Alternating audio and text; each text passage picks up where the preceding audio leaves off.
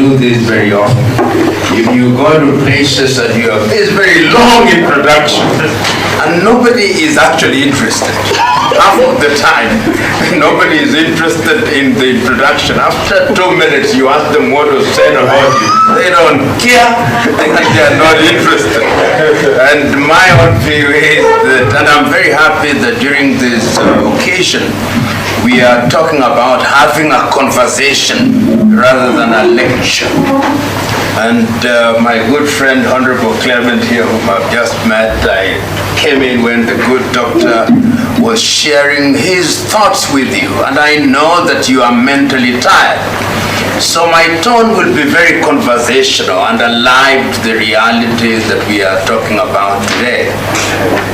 First of all, I'm happy that the students present here are drawn from different countries in terms of where you are going to school, but I'm also aware that you are from South Sudan. I'm aware that you are from the Zande people, and you know, I do not know, but in Kenya, when we were students, we were taught about the governance systems of the Zande. And in regional geography, we also learned about the farming methods. Today, if you ask many students where the Zande come from, they have completely no idea.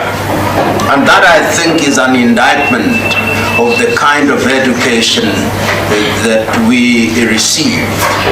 And I've been associated with South Sudan for a very long time. As a student at the university, I worked in Dr. John Garang Dimabior's office, which was located not too far from here at Yaya Center when the SPLM had just moved from Harare at that time. So, and we were part of the group of students who were proofreading the journal that was then being produced by SPLM. So I'm very familiar with the history of your country, and I've been to Juba several times. I've been to Yambio and quite a number of places in South Sudan. And I believe that the conversation we want to have around now, particularly you who are students, you who are seeking education outside of your own country, and I've listened to the poem. The poem is a lamentation, and is a lamentation that is not unique to South Sudan. In many countries, when you visit, there are those who are saying it was better while we waited.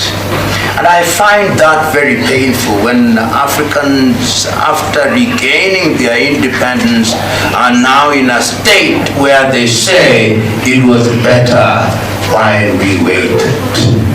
If you talk to all the people, not only in South Sudan, sometimes even in countries such as South Africa, in Zimbabwe, even in Kenya, nostalgically, they appear even to suggest that it was better during the colonial period, that it was better. That is something that is not unique to us. If you read the Christian Bible, there are moments when the Israelites were saying it was better when we were in Egypt.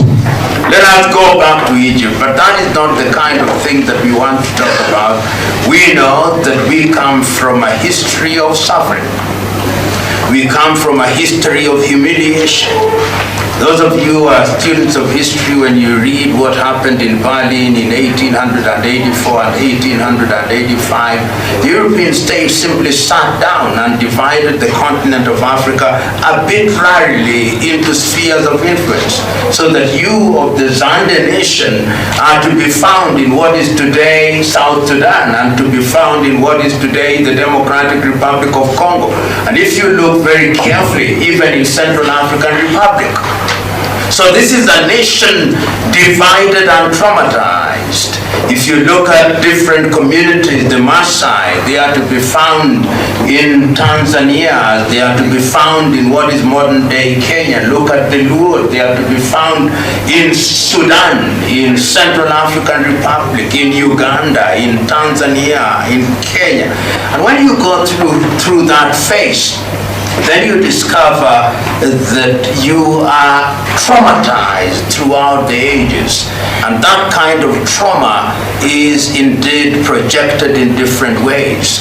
It is also true that even when the colonialists left, they left unto us governance systems which were not very familiar to us. You of the Zande, your own kingdom was disrupted, was it in 1905? Yeah. You had a governing system, a functioning governing system, and then somebody comes suddenly and says that this is not good enough. They disrupt you, and you now adopt a system which is completely alien to you. It is that American John Henry Clark who said very famously that all African countries regained their independence on the basis of governance systems which were alien, which were a mimicry of European systems, and he gave this very painful verdict that none of the African countries will ever succeed on the basis of those governance systems. And if you look across Africa today, you can see how we are struggling with this European governance system. Look at Africa now as I speak. Look at the continent and look at how pain is being visited on the continent in different ways. Look at Ethiopia and see what is happening there. Even when there is peace and calm in and around Addis Ababa, you go to the Amhara region, you find there is a conflict that is going on there. You go to the Tigray region, go to the Oromo region, go to Somalia, see what is happening there.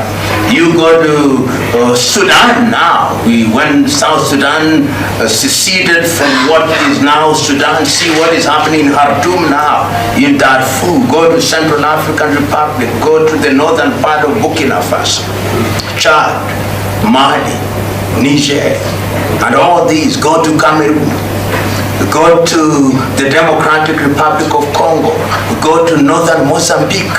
There is a sense in which Africa is convulsing.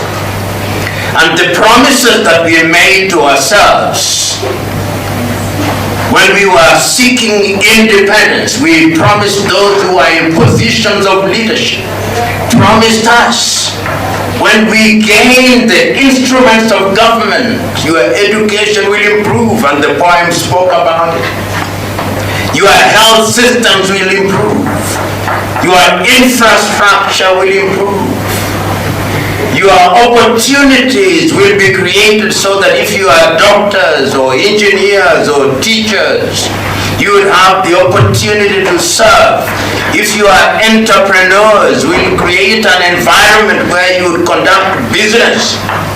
We promised that to ourselves. And we recognize that in order to achieve some of these things, we had to have unity. And that is in response to the question that you posed, that you raised.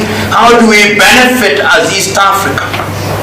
In this region, as early as the 1960s, we recognized that in order to achieve some of these gains, we had to unite as East Africa.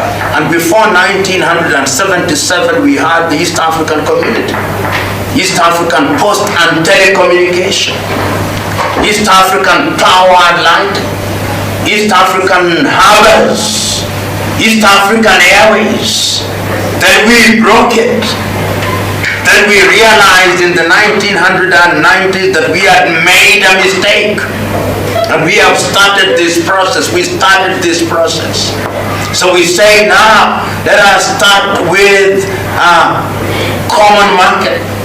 Let us have a customs union. Let us have a monetary union. And ultimately, let us have a political federation. Because we know that as divided as we are, we only undermine our potential.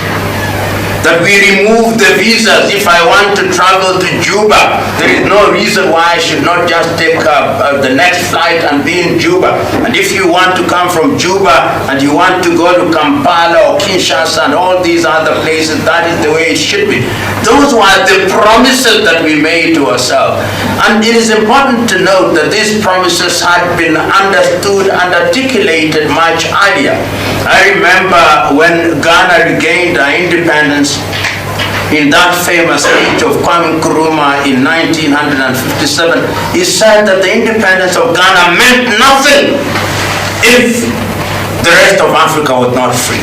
And if you read the history of Kwame Nkrumah, he was consistently telling everybody, let us unite, because if we don't unite, then all these gains that we think we have had will disappear without a whimper. If you care to read history after 1957, Kwame convened another meeting in 1958 in Accra, Ghana, convened another meeting in 1960 in Casablanca, Morocco, convened jointly with Haile Selassie another meeting in Addis Ababa, which gave birth to the Organization of African Unity, convened another meeting in 1965, 1 year before he was overthrown, with the same message, let us unite. So the whole idea of African unity, the whole idea of us working as a team is something that has always existed in the African mind since the days of colonization, the days of slavery. And I want to believe that some of you are students of history. If you read the history of some of African descendants such as to be found in the Caribbean, I hope that you are familiar with people such as Sylvester Williams of Trinidad and Tobago. If you read those who came up with the Pan-African movement, they say, we must unite. Because if we don't unite, then we will not realize our potential. And that message was caught up. You'll be familiar with Marcus Garvey. How many of you have heard of Marcus Garvey and Bob Marley's famous sing, Garvey was a buffalo soldier in the heart of America? Marcus Garvey, with the Lone Star, which found its place in the Ghanaian independence flag, you see the Lone Star. He had incorporated a company as early as that. And even much earlier, how many of you have ever heard of a man called Pixley Kaisa Kaseme? You must read about him, Pixley Kaisa Kaseme, and as I'm talking, you can even Google him, the man who founded the ANC. As a student in 1906 at the University of Columbia in the United States, he gave one of the most iconic speeches ever given by an African, where he talked about regeneration of Africa. And when he talked about regeneration, and I want to read and ask a part of that speech that Pixley Kaisa Kaseme delivered in the month of April as a student at the University of Columbia, and this is what he said, among other things. The African already recognizes his anomalous position and desires change. The brighter day is rising upon Africa. Already I seem to see her chains dissolve, her desert plains red with harvest, Abyssinia and Zululand, and the seats of science and religion reflecting the glory of the rising sun from the spire of the churches and universities. Her Congo and her Gambia whitened with commerce, her crowded cities sending forth the hum of business, and all our sons and daughters employed in advancing victories of peace, greater and more abiding than the spoils of war. Yes, the regeneration of Africa belongs to this new powerful period. And this is how he concluded. Oh, Africa, like some great century plant that shall bloom, in ages hence we want thee. In our dreams see thy swamps, the prospero of our stream, the doors unlocked, where knowledge in our tomb hath lain innumerable years in gloom. Then thou shalt thou, walking with that morning gleam, shine as they, sister and brother, walk the face of the continent. Pixley Kaisa Kaseme was talking about Africa regenerating herself. Why had Africa to regenerate herself? Africa had to regenerate herself because she had been abused through slavery. She had been abused through colonization, and she is still being abused through neo-colonization. And the neo-colonial project is alive and well.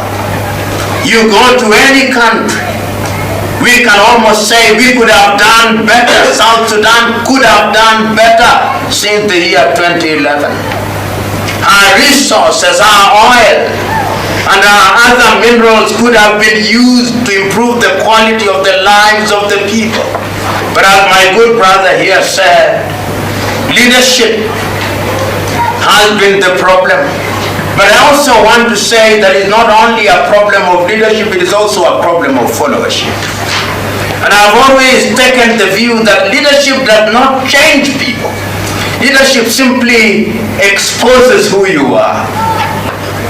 If you are a bad individual with wrong inclinations who had no opportunity to show us those inclinations, when you occupy a position of leadership, then you are in the open. We are now able to see you for what you are. So all these people you say think that they have changed, they have not changed. They have simply exposed who they were, and the environment now exposes who they were. The flower does not change. When it opens up, we simply get to know it. We simply don't say, when a mango is planted and we see it begetting mangoes, it is who it was. This is why we have individuals and we think that they have changed. They have not changed. This is who they were. An environment now exposes them for who they are. And followership, what are the kind of individuals who follow you? So when you are blaming those who are in positions of leadership, do you also blame yourselves? If a South Sudanese politician were to come here and you are students, would you not expect them to give you some money? And where have they received that money from if they have not stolen it? Because if they are only earning their salaries, how do they share it with you? How do they survive? So we must also blame ourselves. The quality of leadership is determined by the quality of followership. And if you doubt me, look at the countries where the population makes demands of their leaders. And some of them are to be found outside of the continent of Africa. Look at countries in Scandinavia. Look at Norway, a little country with a population which is just slightly less than that of South Sudan. Same natural resource, oil. And look at what they have, the sovereign fund of Norway, the sovereign fund, money kept aside for the population is $1 trillion United States dollars. $1 trillion United States dollars. Does South Sudan have a sovereign fund? Does Nigeria have a sovereign fund? Does Namibia have a sovereign fund? Do we keep for the future generations? These are the things that we must ask ourselves. When you acquire education, why are you acquiring this education? What do you want to do with it? You are in Kenya here acquiring education. You are in Uganda acquiring education. You are in Ethiopia acquiring education. You are in South Sudan acquiring education. What is your life's plan with what you have acquired through university education or through college education? These are the questions that we must ask ourselves. But unfortunately we don't. We don't ask difficult questions because we don't want answers. The answers will make us uncomfortable, and we do not want to be uncomfortable. So we ask questions whose answers we know, because we can dare not ask the question that ought to be asked. So today, as you gather here, it is Nyerere who said, I think this was on the 6th day of March 1997. It was the 40th anniversary of the celebration of the independence of Ghana. And he said, our generation has played its part. We participated in bringing about political independence from the colonizers. The duty of the next generation is to improve and to bring change in the economic arena. This was giving meaning to that famous statement by Kwame Nkrumah, "Seek ye first the political kingdom and the rest will come."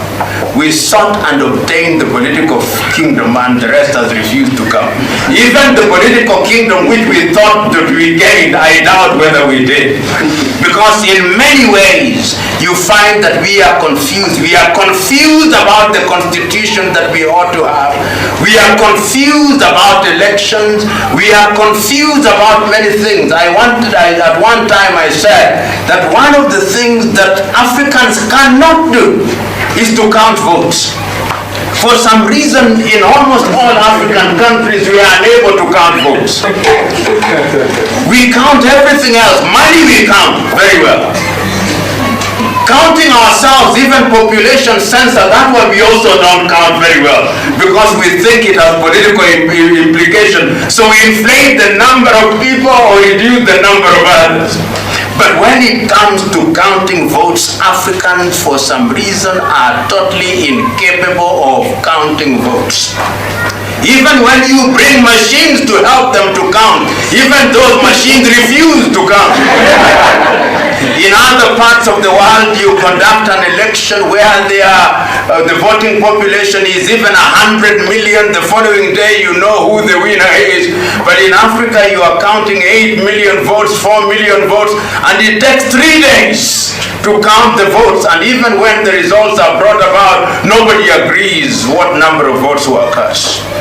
And that is because we have a trust deficit in Africa. We don't have faith in ourselves. We don't have faith in the things that we do. And I'm suggesting to you that it's your generation that must bring about a different ethos. And out of that ethos, a different ethic. Because ethics is the child of ethos. What defines who you are?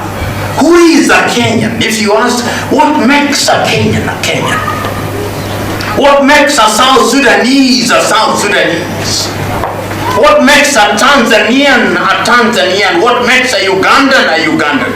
This is the kind of argument that Kwame Nkrumah did not want us to have. He said, these things you call Tanzania, and I think Nyerere also said that when we go out into the world and we interact with the rest of the world does not care about our Angolanness, about our Tanzanianness, about our Ugandanness, about our South Sudanness, about our Sudanness, about our Somaliness. They only see us as Africans, and therefore what we should do is to define ourselves as Africans.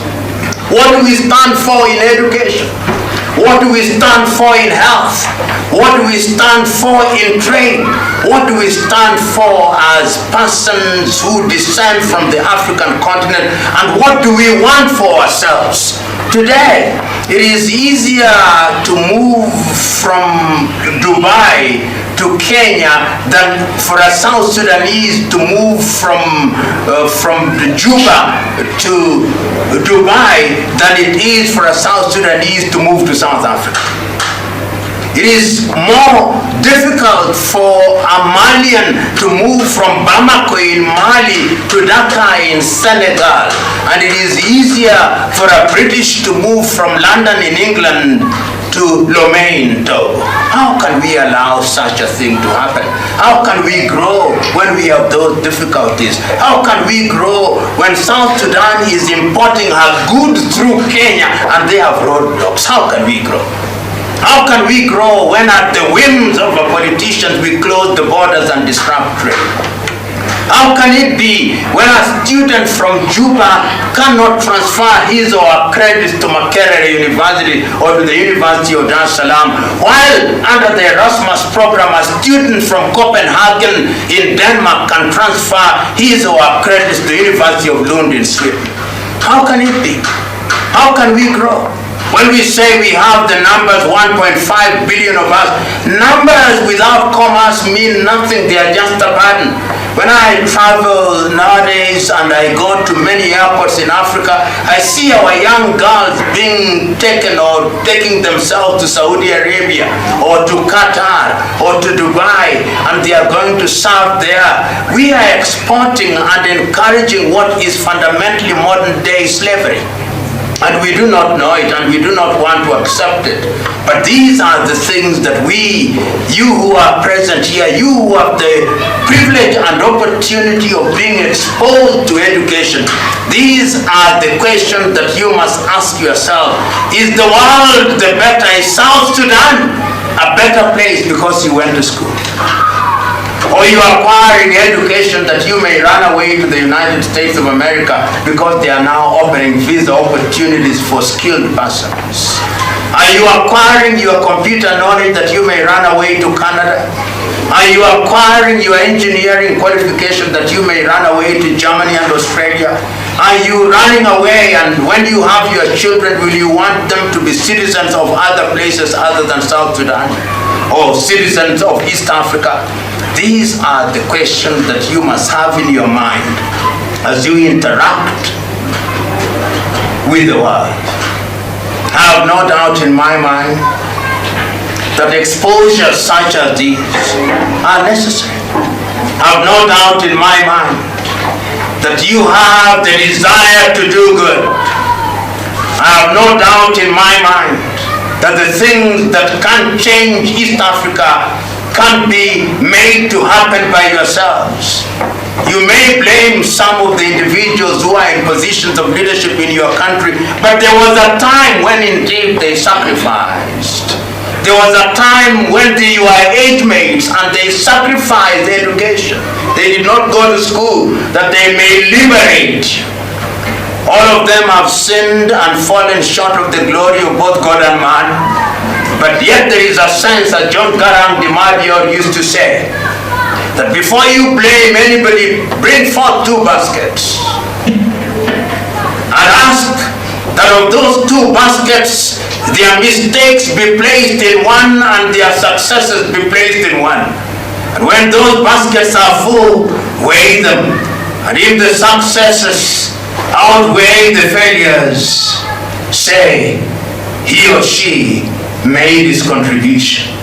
The question is, what contribution are you making? What contribution are you going to make?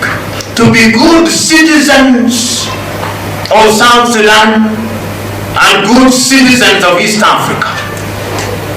It is not easy because there are those within South Sudan and those within East Africa who love that South Sudan should remain divided, who love that South Sudan should remain in the state in which it is. There are those who love that East Africa should remain divided. There are those who love that Africa should remain divided. But yet, we have a duty to work towards unity. And we are not talking about the unity of the graveyard where there is no contestation. We are talking about the unity that is created through competition of ideas, where good ideas prevail over inferior ideas, and everybody acknowledges that we are moving in the right direction. I believe you have the intellectual wherewithal. I believe that you have the temperament. I believe that you have the duty, but you must have the drive in the knowledge that the journey that you are embarking on is not a journey for the faint-hearted.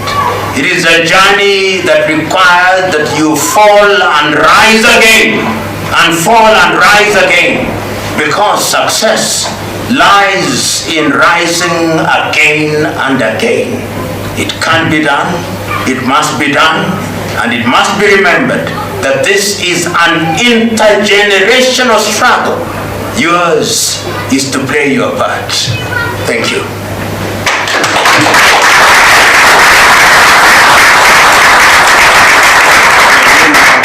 Receive questions, which is what I think is more useful. Beautiful. We heard another microphone. Feel free to ask questions, eh? Yes, feel free to ask questions. Ask as many as you can. We take 3 in a row and I answer. 3 and I answer. Yes, sir. You can just raise it and repeat it. Okay, thank you so much. My question is that many times I've heard that a mentor is someone you should meet and someone that you interact with. So we would like to ask, is it possible for you to have some of us from South Sudan, for you to mentor us to carry on with the mission of freeing Africa? Because this is a real fight that we need to prepare for. So Thank you. Thank you. Somebody else, you take from this. You want to ask one? Ladies, please feel free to ask questions. Sir? Yes, thank you. My name is Abakuk. I'm studying in Baghdad University, pursuing my bachelor's degree in agricultural economics. Which university? Baghdad University. Baghdad. Yes, Ethiopia. I hope there is peace there now. Yes, State of somehow. emergency. He's saying somehow. Yes, I would like to ask a question. Earlier on, I was reading about PLO Lumumba Foundation, and I would like to ask a request, because the foundation is doing great. How can you establish work in South Sudan for South Sudanese to be mentored? Thank you. Thank you very much. Let's take this and then we answer, then we come out. We'll come on that side. Thank you. Mine will be very brief. In a country like South Sudan, where there is silence in the mouth of those who we believe should build hope.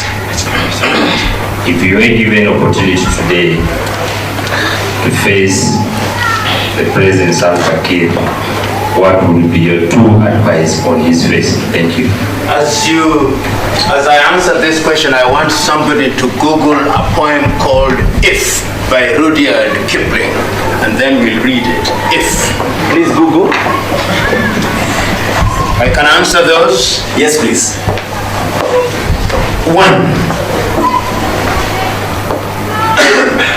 I hold a different view about mentorship. I hold the view that you can be mentored in different ways, and sometimes that even the mentor is mentored by the mentee. Because I'm in this business of mentoring people, and I have some of my young mentees who also mentor me, because they tell me something that I did not quite. There is one of them in Tanzania who has just written a book about leadership, and some of the things I watch him occasionally. 2 of my big mentees in Africa, in fact 3. One is called Joramu, who in Tanzania is very busy in the social media, and Ture and Wodemaya. These are young people who, even as I mentor them, they also mentor me, because there are certain areas of interaction where they are at, where I'm not.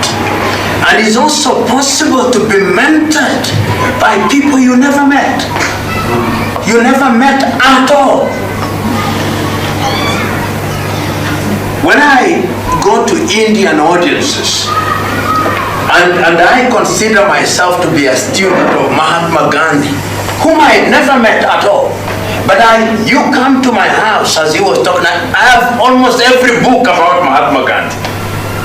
So Mahatma Gandhi is my mentor.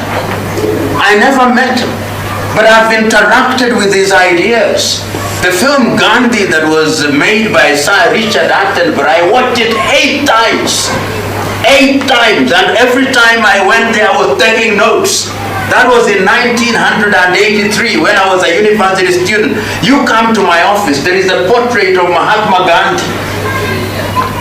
So it is possible to be mentored by somebody that you've never met at all.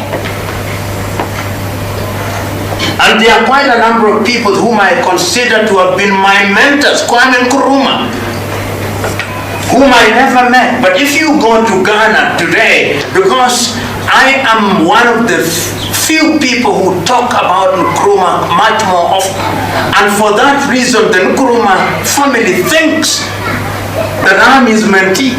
And for that reason I was the 11th Kwame Nkrumah lecturer at the University of Cape Coast. I consider myself to be a mentee of Patrice Lumumba, for whom I am named, who died before I was born.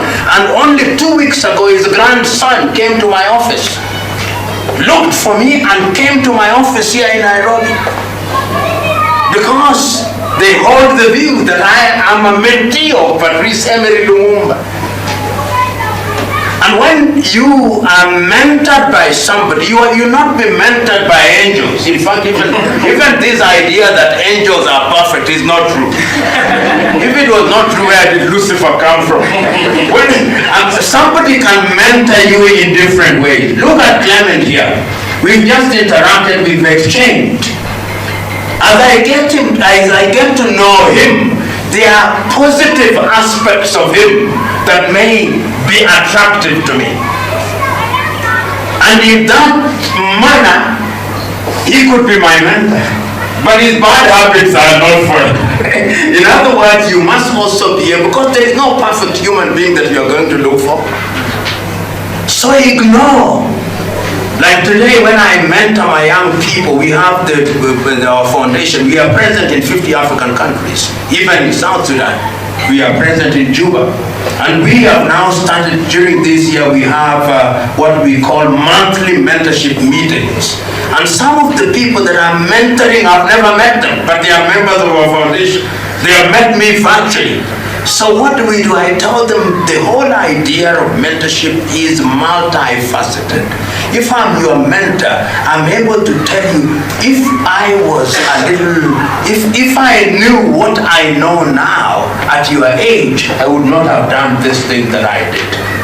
In other words, a mentor tells you, because I did not have the advantage of mentorship, I stepped on this landmine. Don't step on it. The other day, I was in Lagos, Nigeria, and I met a man called Cosmos. He's a Nigerian. He's very active. If you look, you Google, you'll find the biggest motor company in Nigeria called Kochais. It's called Cosmos Maduka. And when he talked, he did not go through formal university education. He now has 100 degrees. But he said he always had a vision to be a multi-billionaire. He's now a multi-billionaire in Nigeria. And he said when he was growing up, he had his vision next to his bed. Every day he wakes up and says, I want to be a multi-billionaire. And he ended up being, I'm not saying that when you do that, you'll be a multi-billionaire. But the whole idea that you have a goal that you are working towards.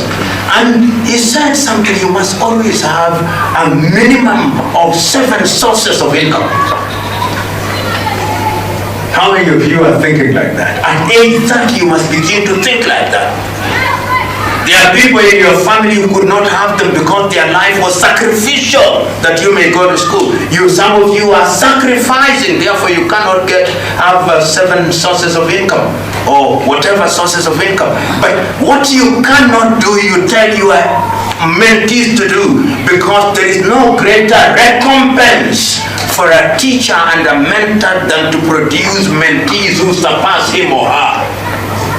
Your mentee should be better than you, and you should help them because they are standing on your shoulders.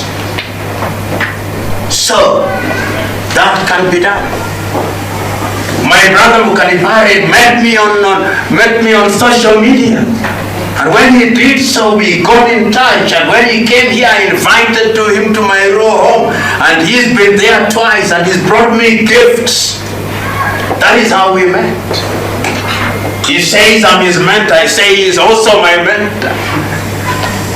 So you now live in a totally different space where the virtual world now enables you to interact in a totally different way. I was in Bamako, Mali last week, and I met people from different parts of the world. I said, oh, you are my mentor. I've been listening to you. And I also say, I know you. Yesterday I was talking to somebody in Somalia, in Mogadishu, and he was a presidential candidate. He was introducing himself to me. I said, don't introduce yourself. I know about you since the year 2015. So you can see how social media has really changed things. So I believe that you can have, but it is true to say that if you have somebody who holds your hand, whom you look up to on a daily basis, it can be more effective. If we are in a Catholic facility here, that is how the monasteries work, that you have somebody, an abbot, that you look at them and that kind of thing. But if you look even at the Catholic Church, this Pope here, Pope Francis, he says that Francis of Assisi was his man. Francis of Assisi lived many years before he was born. If you look at Joseph Cardinal Ratzinger, who is Pope Benedict VI, the reason why he picked the name Benedict is because he believed that Pope Benedict was his mentor. If you look at John Paul, it is the same thing. They thought that John and Paul were their mentors. You who is named Habakkuk, have you ever read the book of Habakkuk in the Bible? Go and read it, the lamentation of Habakkuk. Habakkuk could be your mentor. So there is a sense in which mentorship is a multi-pronged thing. And I think one of the things that we must do is humility.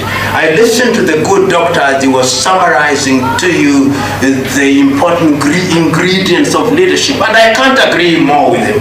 I can't agree more with what he summarized as indeed the essence, because the occupation of positions of power and privilege also exposes who you are, and that is why you must be limited.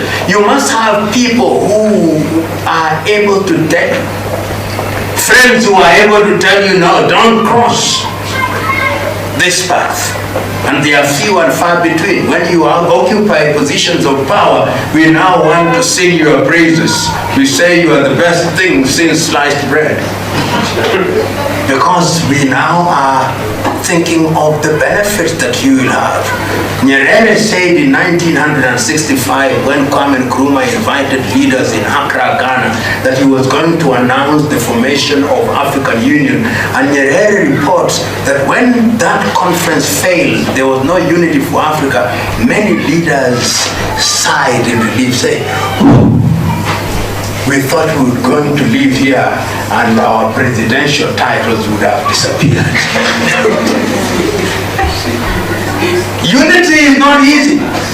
For people to say that I was the president of this, I'm no longer the president, it is not easy.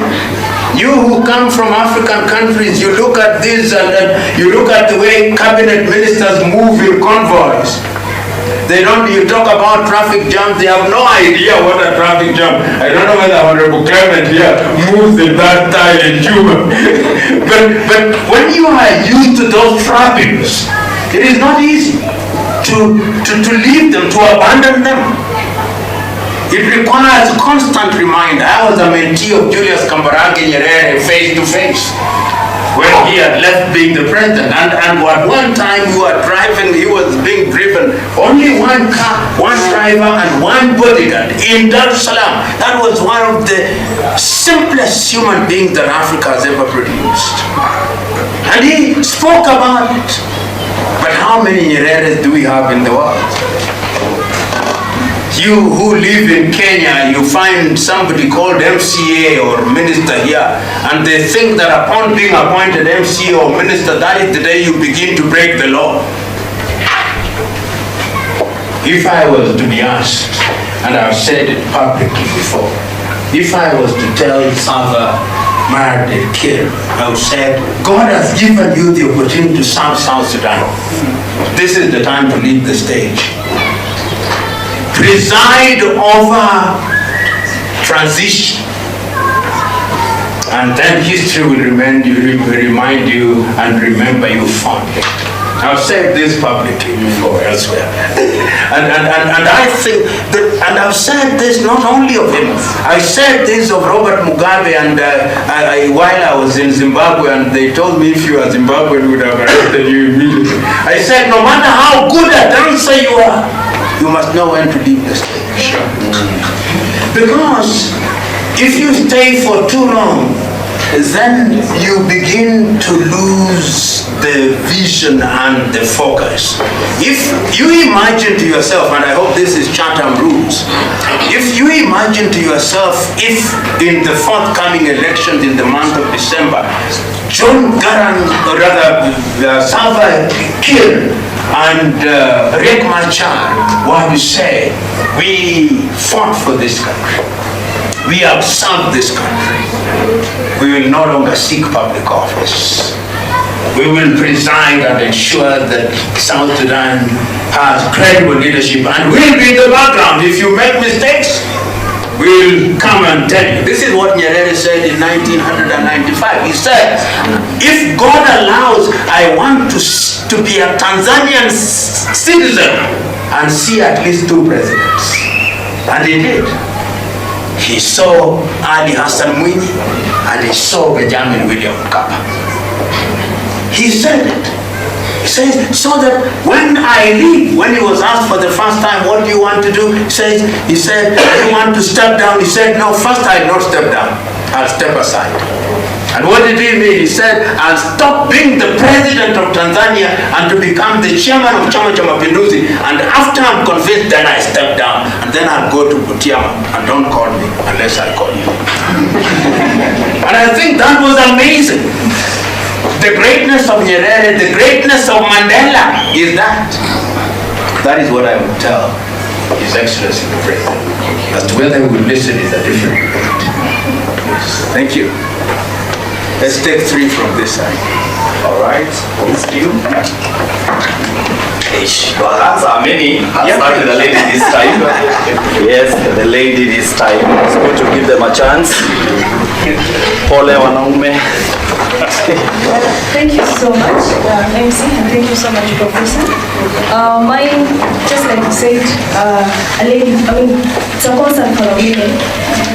In South Sudan, and I think the world all over, there is a conflict between human rights, women's rights, and culture. Now in South Sudan, culture is diverse because most of the communities are just realizing the modern world and all that. So the culture is so intact. So with such a community, how can you get into, or how can you get through these different communities and marry all these 3, the human rights, women's rights, and culture, so that you can avoid heavy conflicts, which will bring growth both socially and economically in the country. I get your point. Thank you very much. To answer the question, I want you to Google an article written by Sylvia Tamale called When the Hen Begins to Crow. All right. When the Hen Begins to Crow by Sylvia Tamale. Please Google that. And you read it. Thank you. Thank you so much. I am really pleased to meet my mentor today for the first time. There you go. Yeah, a Pan-Africanist. I am a law student at Dayton University of East Africa in Kampala, Uganda. Okay. Then I am lawyer by Yasona. Then my question that I wanted to ask is that I have been stuck somewhere. That's why I want the mentor to be guided today. Yes. The question is, we have seen that Africa has grown ideologically. We have sufficient and solid ideas on the table. But the issue is how to implement them. So what must we do in all the African states to implement those ideas that can unite Africa, from restricting them, from staying, even in the East African community in Uganda, with the South Sudanese, we pay $120 for a student pass, and Kenyans, they pay $20. So what must we do to adjust this, to provide equality among the integration itself, before we look at the concept of Africa? Thank you very much. So much. Thank you very much. All right, let me get in front. I've asked so many questions. Let me go back. The tallest man. Thank you, MC. I've been looking for this chance. I'm really delighted to meet with Professor Lumumba today. It has been my dream. I'm John Dow, a student from Tangaza University doing education. Well, Professor, I have a very short question. Yes. As you have seen, South Sudan is a young country that need many ideas. And I quote in one of your saying that The problem with South Sudan is that there are leaders with power, but also there are other leaders with ideas, you see. So this is one of the important things. Now, as South Sudan need many ideas and young minds, we need political ground and a conducive environment for young politicians to participate in the ruling of the country. But we see that South Sudan is not conducive, whereby as young leaders and young people to participate in the politics of the country, as we are worrying about lives, and as well also in every countries, when politicians or young politicians are trying to come up with ideas, they are not also serving in neighboring countries like Kenya, Uganda, and other places. So how can we come up with such kind of things? Thank you so much. Thank you very much. We take the three, and then we'll take one from this side as we close. Let me start with your question. I want to give you something that Honorable Clement is here. One of the things that I want you to do, if you can, out of the deliberations of this two-day interaction, prepare a memorandum which is very well worded.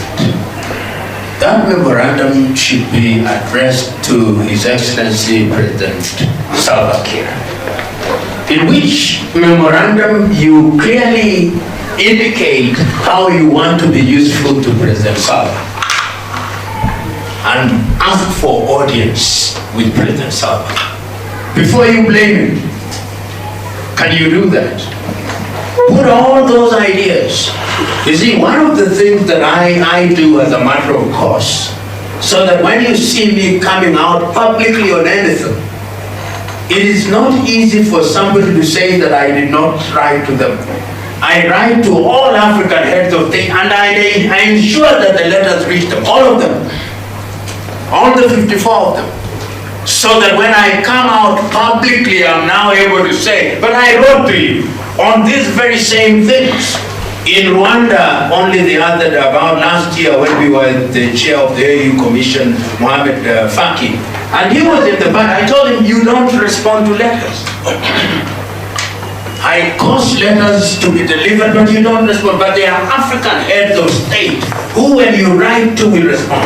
Yoweri Kaguta Museveni, Paul Kagame, Chakwera, the late John Joseph Pombe Magufuli, will respond to your letter and cause his office to call you. So I want you to try that, so that you say that we as students of South Sudan, drawn from different countries, met and we saw the problem that our country is going through with the war in Khartoum, with the internally displaced persons, and we have ideas, and we are requesting to have a conversation with you, and he can cause that to happen. I want you to do that, so that you can say, we wrote to him, but he never responded. East African community. You know, we have written a book about East African communities, a book which we have edited, I think. I'll give you the title. It's called East Africanist. And we also have people who have written, just Google the book, it's called East Africanist, Korwa, Adar, and others. We are 9 editors. And in that book, we have different articles, even from South Sudan, in which we say why we have a problem with the question of unity. You know, if you look at the problem we now have, and this is part of the problem that must be, this is one of the problems that must be solved after East African Community 1. East African Community 1 collapsed in 1977, and one of the reasons that was given is what was called the Nairobi mentality. The Nairobi mentality meant that Kenya always felt that they were superior to all the other countries, and it collapsed for that reason. Then in the year 2004, there was an attempt to fast-track integration. The chairman of the fast-tracking committee was the then Attorney General of the Republic of Kenya, Cecilia Amos Wako. When I appeared before them, I told them that this idea at fast-tracking political integration will fail, because the treaty says you start with a common market, a customs union, a monetary union, and ultimately a political federation. He told me, oh no, you are Pan-African, but you don't want unity. I told him, no, it will fail because you are reversing the system of metamorphosis. You start with an egg first, then it becomes larva and pupa, and then another, not in the reverse. So what happened? According to the fast tracking, we ought to have had the first East African president in the year 2010. We ought to have had a monetary union, I think, by single currency by 2014 or 2013. It failed because one of the things you want to do, well, the European Union, which learned from us, the European Union has what they call the Copenhagen rules. Before you admit a member, the member becomes a candidate. And during the candidature period, there are certain things that you require of them to do. That is why Turkey, for example, has remained a candidate for almost 10 years. Saying, you must do this, your economy must do this, your economy must do this, your economy. But in East Africa, we do not have any rules that say, this is the litmus test that you must have before you become a member. But that is gone, and now we have South Sudan, we have Somalia, and we have the Democratic Republic of Congo, and we also have multiple memberships in regional bodies. DRC Congo is also a member of Central Africa, is a member of SADC, Tanzania is also a member of SADC, so there is split loyalty. And some of these things, take for example the visa question. One of the things that we wanted under the East African community was that there would be uniformity and harmonization of education. And Honorable Clement knows this. We were trying to harmonize our education so that if you are a student of engineering at the University of Juba, and in second year you want to move to the University of Makerere, you move seamlessly. Now see what we are doing in Kenya. We have something called CBC. We can't even decide whether grade 9 is in primary school or is in secondary school. So nobody is understanding our system of education in Kenya. But one would have thought that from South Sudan to Kenya, Uganda, Rwanda, and Burundi perhaps would give them a few more years because they came from a different tradition, and even Somalia. But we would say that after 10 years, we are moving in this direction. We would also say that if South Sudan is importing goods from the port of Mombasa, you don't levy the kind of thing that right now as I speak, there are several containers from South Sudan which are detained at the port of Mombasa because we unilaterally just import them from South Sudan. And the South Sudanese have said, we are not going to pay this. So these are the kind of things, customs union and then a monetary union, so that you don't have the South Sudanese pound, the Ugandan shilling, the Tanzanian shilling, the Rwandese amafaranga. It cannot and should not happen. But this is easier said than done. Because in my view, we don't have leadership, leaders who are champions for integration. The same thing you can see in the African continent. We have the African Continent Agenda 2063 and the Africa Continental Free Trade Area. But what are we doing to facilitate the movement of goods?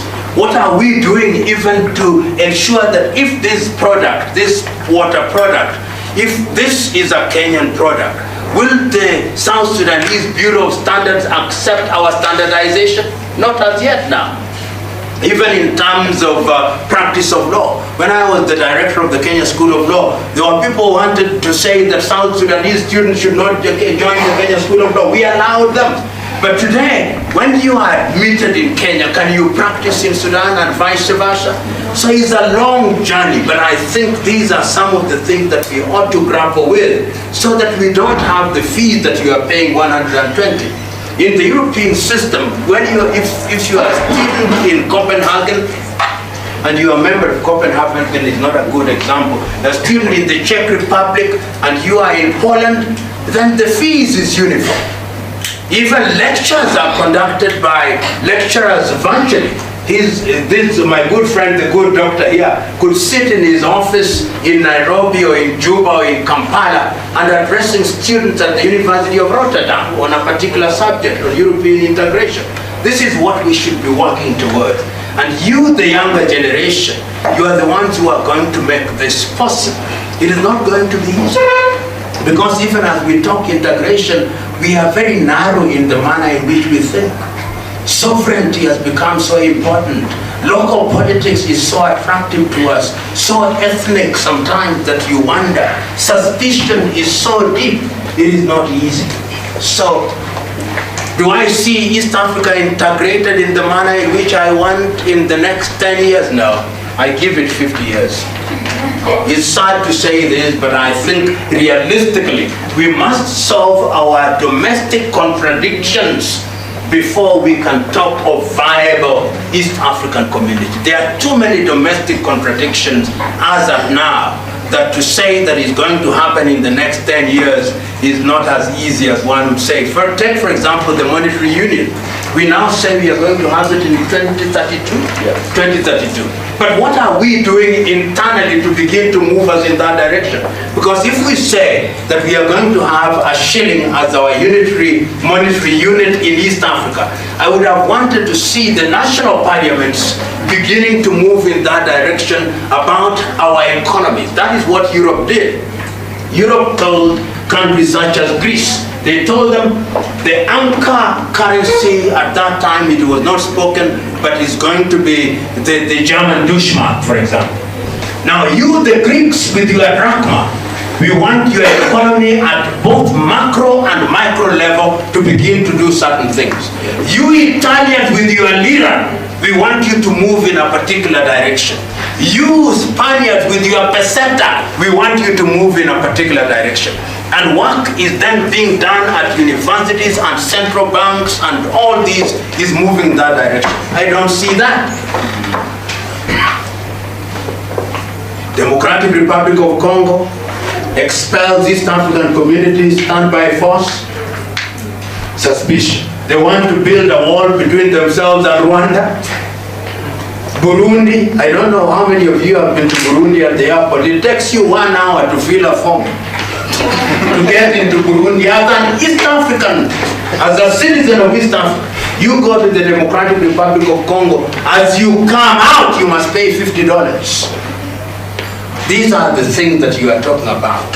And I hope that it will not be, I'm telling you 50 years, I pray it will be shorter, but that to me is more realistic, because some of these things are also income generation. When Kenya said we were eliminating the visa, I think we were quickly reminded, you know, you are losing millions. Then we introduced something is called electronic what? Something electronic, where you pay $32. Then we excluded the East African communities because we knew that they also reimpose it. So if we don't move as one, then there will always be this contradiction. Then your last question about culture. You know, the post-colonial African country is in trouble in many ways.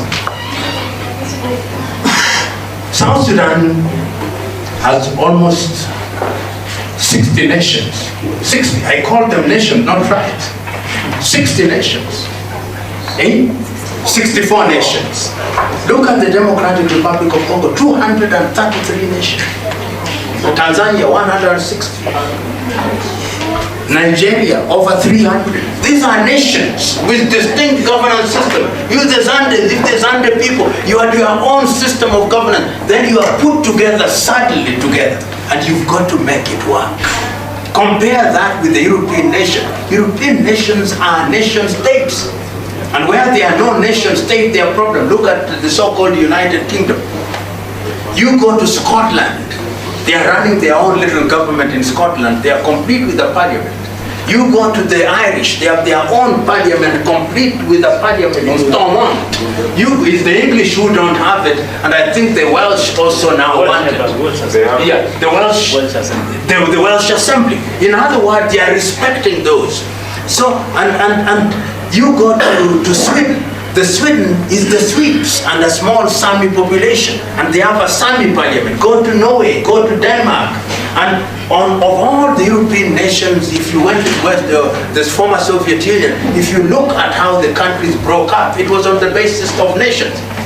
The Turkmenistans, the Armenians, the Azerbaijanis, the Ukrainians, the Polish. But here you are in South Sudan, Zande, Nuer, Dinka, Ocholo, Halur, Teluo. You've got to work on it. My prescription is on governance, and there is a book, a friend of mine who has written a beautiful book, his Nanya is a traditional ruler in Ghana called Nana Kobinan Ketsia, Culture and Governance in Africa, the Ghanaian Paradigm. I think that Africa must be bold enough to re-examine governance. And I'm saying that there are elements in traditional governance which ought to be incorporated in how we govern, so that the center remains a coordinating center. It can't be done. Do I have an answer? No. I'm saying that we must collectively search for that answer. If you go to Ethiopia, the Oromo people have their own system, and there is a book called Oromo Democracy under their Gadda system. The Amhara have their own system. The Tigray have their own system. All these contradictions, if we don't address them, will merely be postponing the problem. And I think that it's important that we are able to say, for example, that there are aspects of our culture which can be incorporated into governance, so that the center remains with things like security, education, foreign affairs, national security, and policy coordination. But there are aspects of governance which can be local. And I would want to know, I don't know who is a student of political science here. What do they teach you on political science? I would want to know. Because if they are teaching you about Adam Smith and Hobbes and all, then we are getting it wrong. We must be teaching about contemporary governance. Look at this constitution that we give to ourselves. And I was involved, and I've written about the Kenyan constitution quite extensively. But look, we just are recreating what we borrowed from our colonizers. That's why we don't even respect the Constitution, because it's alien to us. If you look at our speakers, the way they dress like some fellows in Middle England. We complete with horsehair. And rules which make no sense, requiring you to wear a suit, so that if you came in a traditional set, you say you are naked. So I think that there is some element of re-examination of governance that we must get into. And I'm not saying that we go back to how we were doing this. I think there are elements which can be incorporated. And I am a great protagonist of having a Pan-African Union, because it will de-emphasize some of these things. Because ultimately, what do we want? If you go to a typical Nuer in South Sudan, you go to a person who is Dinka Bor, or you go to a Cholo, whom you call Shiluk sometimes, or you go to the Due, you ask them what do they want. They just want a good hospital. They want good education. They want good roads. It is the politicians who remind you, oh, you are Nuer, because it is useful to them to divide you at that level. At the level of daily operation, those differences don't make sense. It's actually cultural difference is to be celebrated. Which is what brings me to the question that you ask. Culture is something that is dynamic. One of the problems that you will see, and I think our understanding of culture, is that culture is something that was frozen in the Middle Ages, and we now are reviving culture. Culture is dynamic. And if you look at many of the things which we call culture, many of them were actually there for purposes of dealing with specific things. Because even prisons, how many of you did the Zande people, those of you who are from the Zande nation, did you have prisons among the Zande where you take people who have committed crimes and you keep them and feed them because they have committed a crime? They were not there. There were no prisons. There were sanctions which were different. You would be expelled from the community, then you go outside there, you'd be ostracized, you'd be stopped from buying goods in the market. And if you see how we deal with prisons, it tells you we don't know how to handle prison. So culture, taboos were created for purposes of not doing certain things. So when women, for example, in modern day, there is now the push to have women in positions of leadership. But in many African communities, women were very powerful, but in an informal way. But the white man has now taught us that we must have women-only seats, for example. In the United States of America, do you have women-only seats? Not in Parliament, in the US. Have you ever heard that there are seats reserved for women? In England, do you have seats reserved for women? But here, we must have them. In other words, we must also redefine what leadership is all about and the role of women. I have no doubt in my mind that with modern day education, we are using the word modern guardedly, women have opportunity. And it is also true that culturally women have had certain disadvantages. There are certain African cultures that disadvantage women and ought to be addressed. But that can be done within the context of our understanding. And if you look at the Universal Declaration of Human Rights of 1948, these rights, the Universal Declaration of Human Rights of 1948 were made in Paris before none of the African countries was independent. That is why when you look at when the African Union of the AU came into force, you now see the African Charter on Human and People's Rights. Because we are emphasizing certain rights that are not individual rights. You can only enjoy them as a group. The Europeans became too individualistic and rights must therefore be individualistic, but there are communities where you can only enjoy certain rights as a group, and those rights are now being mainstream. But because, and this is what I conclude with, we Africans also suffer from what I call, use a psychiatric term, schizophrenia. We are conflicted. When we sit here, we are speaking in a foreign tongue, is learning political science. Some of you are engineers, some of you are lawyers. When you go to your rural village next to Central African Republic, nobody cares whether you are studying political science. So the transition that Africans go through is dramatic and is on a daily basis. You are in Juba, you are working very well in Juba. You are working very well in Yambio. You are working very well in different parts of South Sudan.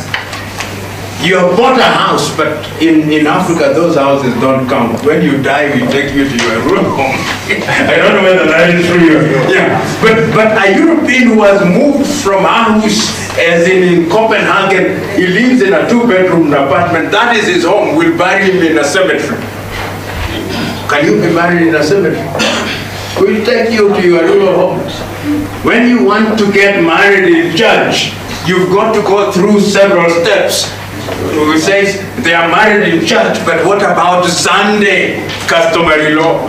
So these contradictions also make it very difficult, because you have gone to school. He's a doctor, he's a PhD holder, big man who has gotten Western education.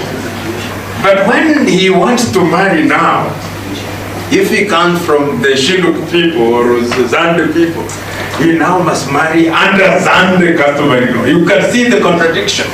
The white man in a similar position does not have those contradictions because culture evolves. So what we are doing now is their culture. So those contradictions will always be there. And you who are in the movement, women movement, must always appreciate that culture is something that moves very slowly and cannot, in the nature of things, be changed simply because there is an imposing imperial culture that has come. It's not going to be easy, but time will change these things over the years. I think I've answered all the questions. I can take 2 more, and then we go. All right, ladies and gentlemen, because in the interest of time, we will pick one lady from this side and one gentleman from this side. Yeah, she has been raising her hand since time immemorial. Please make it as short as possible and straightforward, right? Kindly. Yes, thank you for the opportunity. It's really such an honor to render this question to PhD Lumumba. My question goes to industrialization of East Africa as a whole. You find out that in Congo we have a lot of minerals, in South Sudan, Western Equatoria where I come from, there are a lot of minerals, Uganda, Kenya, and everywhere. And we have very beautiful, vast land for agriculture too. But we find it easier to mine our minerals and then we take it outside East Africa to places like, to outside countries so that they can be tested there, turned into valuables and then import them back again at an interest for us to again sell, like they bring them and sell them to us. Why can't the East African leaders come together and get the necessary materials? Because I know they say there is no money, but there is money because they waste money all the time. And build up an industry that will be dealing in these different things, agriculture, the minerals and oil. You've made the point. Yes. Thank you very much. One gentleman. Let me see. Let me give this great man the opportunity. Yes, thank you so much, and it's such an honor to speak before PLO Lumumba. My question is directly concerned about the election. One, Professor, I'm stuck. There is a will of politicians or parties, and there is a will of citizens, and then we are here to election that is soon coming. According to the roadmap on the agreement, the past 3 months, when we realized it was about 30% that has been implemented according to the roadmap. Now, the months are close to the election. I want to ask whether this election that is coming is from the will of citizens or will of political party. That is the question that I want to ask. And what do you advise? Between peace and election, which one is paramount? Thank you. Thank you very much. You know, I will answer, if I was a diplomat, I would not have answered that question. I would have answered the question this way, that is a matter that for the people of Sudan, people of Southern Sudan, in their collective wisdom, will determine what is in their best interest. That is a diplomatic, politically correct answer. But as a person who, in my view, understands that number one, South Sudan has had a short and difficult history. As a person who is familiar with a number of the processes that have taken place from the CPA to the revitalized agreement, as a person who understands that the events that were contemplated under the revitalized agreement have not been realized, as a person who understands that the ongoing conflict in South Sudan is also affecting quite a number of things in South Sudan, and therefore appreciating all these difficulties, I would myself first suggest that all Sudanese factions, those who are part of the revitalized agreement and those who did not sign, be persuaded to come to the table. And once they have come to the table to assess the situation, and after the situation has been assessed, to ask themselves the fundamental question whether the roadmap as it exists today is realistic. And once they have determined that it's unrealistic, as I think it is now, to then come up with a reorganized transition period, so that you also don't want to make it endless. There must be an end to it. But I believe that between now and December, many of the things that were contemplated cannot be achieved. And it would do no harm, in my view, if one more year were to be added to the entire process, so that you do all these things, create a stable situation. Look at what is happening in Rennes with the people who are coming in from Khartoum, from Sudan, and even in terms of registering people for voting, insecurity. Look at the rain that affected and caused internally displaced persons. The heat that is now in Juba, and all these combination of factors. And I believe that there are conversations going on, and I hope and pray that the politicians will look at these issues and be in a position to come with a realistic timetable. And I hope this is one of the problems that I have with East Africa, that because people are so wedded to sovereignty, none will be bold enough to tell South Sudan that you must do this. And remember that President Kiir is now the chair. So there is a sense in which people will not want to offend him, but yet I believe that these are the kind of conversations. I know this in the GTO process has now terminated. The Kenyans will be midwifing this process, and I hope that we'll play a positive role and rethink and re-examine the timetable so that it's not only the politicians who are ready, but the people themselves are also made ready. Easier said than done, but once again in that memorandum that you are going to write, these are the kind of things that you are going to say. And even if you don't get through social media in a very organized way, you can cause this kind of conversation to begin to take place. You can do this letter not to the president, but also do this letter to parliamentarians. Do all this letter to all the political players, both within and without South Sudan. You will have made your contribution in that way. So I hope that you do that going forward and that somebody will listen. And sometimes it is not just about people listening. Sometimes they don't listen, but history will record that you played your part. Many times people don't listen, but you just say it. I keep on telling, how many of you here are Christians? If you are Christian, do you know that when, and I always imagine to look at Christ, that when Christ was crucified, he led a ministry. His own disciples had very different ideas. There are some of them who said, this gentleman who is the Son of God, when we are close to him, we are going to govern, we are going to enjoy ourselves. That is what they must have thought. And when he was crucified, you know, the fellows, some of them went back to fishing.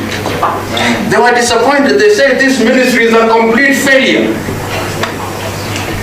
But then something happened in the journey to Emmaus. Something happened on the day of the Pentecost. And these cowards suddenly became brave individuals. And 2,000 years later, what you thought was a failure is a success, whether you like it or not. If you look at things in that way, then you are not too quick to judge yourself.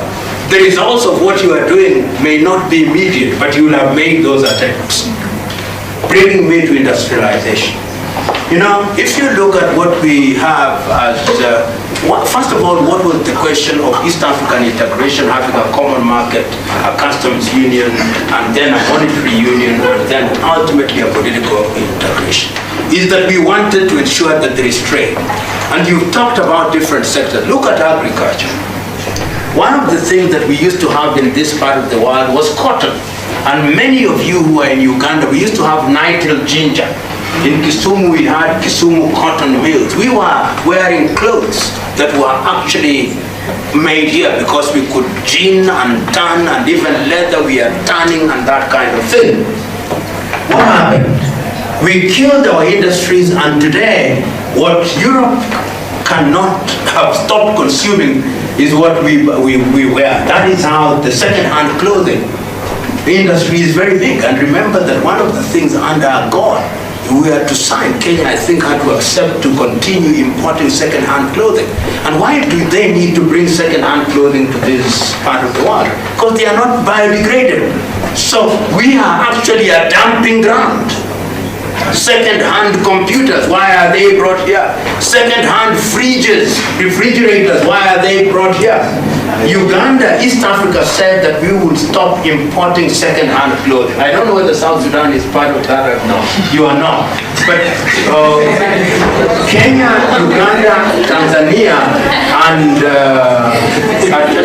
Rwanda agree. Uganda, I think, are now imposing it. Rwanda imposing it. We are not. So what is now beginning to happen, if you want to trade in second-hand clothing, you import through Kenya and then you re-export them to Rwanda and Burundi. So that kills our textile industry. If you look at industrialization, when we were growing up, we had copper in Kasese in Uganda. If you look at the situation in South Sudan, you had the Zande scheme in 1947. All these things, all these things died, and my understanding of the Africa Continental Free Trade Area and the whole idea of having minimum content in order for a good to be considered a South Sudanese good for purposes of the market is to begin to industrialize. If you look at South Sudan today, South Sudan produces oil. And one would expect and one would desire that there is a modular refinery in South Sudan, and they can now be made between $5.7 million. You can actually do a modular refinery just to satisfy the local South Sudanese market. And then you export. And when you do a modular refinery, it means that the byproducts are also there for fertilizer and that kind of thing. Then you can also generate power. I do not know how many megawatts of electricity South Sudan generates. More than 1,000, less than 1,000. We are using you are using generators. Kenya, we claim from Egypt. Then Kenya, we do about 3,000. Ethiopia now, with the Inga Dam, I think will generate when full capacity 10,000 megawatts. So it is true that it can't be done, but we must have the technology. And it is in the context of East Africa that we can actually acquire the technology, because we have the market. If you combine the East African market, we have a population here of about 50 million. Tanzania, give it another 60 million, that is about 110. Uganda, give it another 45 million. You are going to 200. South Sudan, give it another 300 million people here. That is a big market. That is almost as big as the market of the United States of America. And we have appetite for those goods, but we must have energy. Once you have energy, then we must have technology. Even if we don't have it now, we must make people like Chinese who are trading with us say, within 5 years you will transfer technology. And that we can only do in the context of East African community. And I hope that these are some of the things that, some of the conversations that we must begin to have. Him who is a parliamentarian, I would expect that South Sudan must now begin to say, for example, that if we want to have South Sudanese goods to enjoy the benefits of the Africa Continental Free Trade Area, if you have gold, that gold must not go out as ore. If you have cobalt, if you have coltan, and it can't be done. Within 10 years, it's possible to do some of these achievements. Uganda is now beginning to do assembly of cars, Kira, because they are getting technology, I think, from Korea. In the next 10 years, they'll no longer be doing components. Nobody makes components even of this thing at one place. This thing is possibly Chinese, it's Canadian, but it's possible that it's actually made in China, but it's Canadian.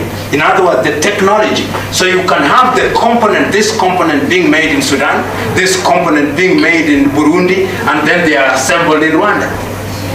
These are the kind of things that I expect that in the next 10 years, if we are serious about integration, serious about Africa Continental Free Trade Area, it can be done. But I conclude with this.